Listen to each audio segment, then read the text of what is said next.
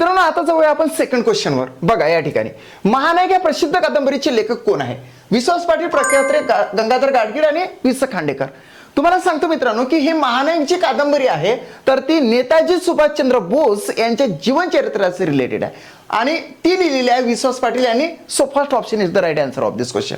आता बरेच जण कन्फ्युज असतात की महानायक ही कादंबरी आणि महासम्राट ही कादंबरी नेमकी कोणाच्या जीवनचरित्राशी रिलेटेड आहे. महासम्राट नावाची कादंबरी सुद्धा विश्वास पाटील यांनीच लिहिलेली आहे आणि ती छत्रपती शिवाजी महाराजांच्या जीवनपटलाशी रिलेटेड आहे. आणि महानायक ही कोणाशी? तर नेताजी सुभाषचंद्र बोस यांच्या जीवन पटलाशी रिलेटेड आहे.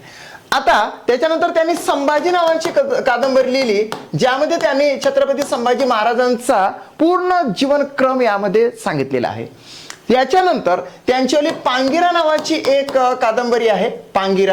पांगिरा सुद्धा त्यांच्यावाली खूप गाजलेली अशी कादंबरी आहे. आणि झाडाझडती सुद्धा त्यांच्यावाली कादंबरी आहे. झाडाझडती, बघा झाडाझडती.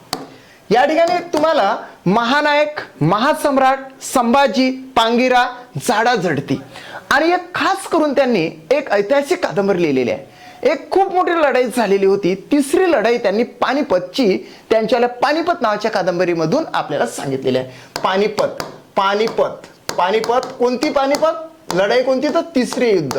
ओके, सो पानिपतची सुद्धा कादंबरी विश्वास पाटील यांनीच लिहिलेली आहे. म्हणून आपण आन्सर फर्स्ट मारलेला आहे. सेकंड आहे प्रख्यात्रे. थर्ड येतं गंगाधर गाडगीळ आणि वि स खांडेकर. प्रख्यात्रे यांची झेंडूची फुले ही कविता खूपच गाजलेली आहे आणि सोबतच वि स खांडेकर यांची ययाती जी कादंबरी आहे जिला ज्ञानपीठ पुरस्कार प्राप्त झालेला आहे पहिला मराठीतला.